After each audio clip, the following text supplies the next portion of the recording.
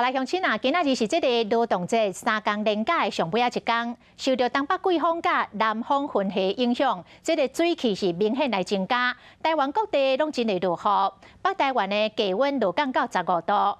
气象局嘛，伫个早起来发布着大雨的特报，基隆、台北、新北甲台中的山区有局部大雨发生的机会。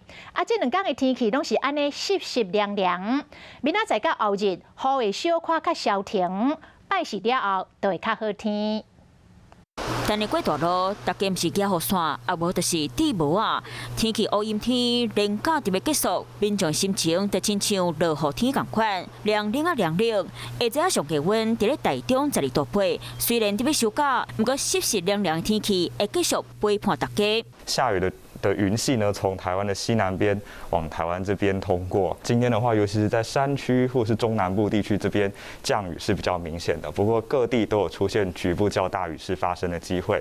礼拜一北部含中部地区低温降到15度，南部小可小落，不过高温嘛无超过23度。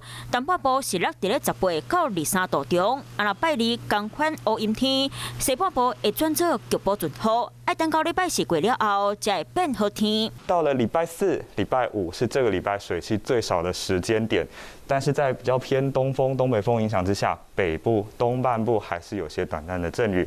下一次水汽要增多的时间，预计是在下个周末，可能会有另外一波锋面接近我们。气象局讲，东北季风变强，气温变化大，就亲像到达春寒的情形，也就是讲春天到收尾，气温会向降落来，日甲暝温差大，提醒民众若是出门，雨伞、雨伞含高的雨啊，拢爱早交丢。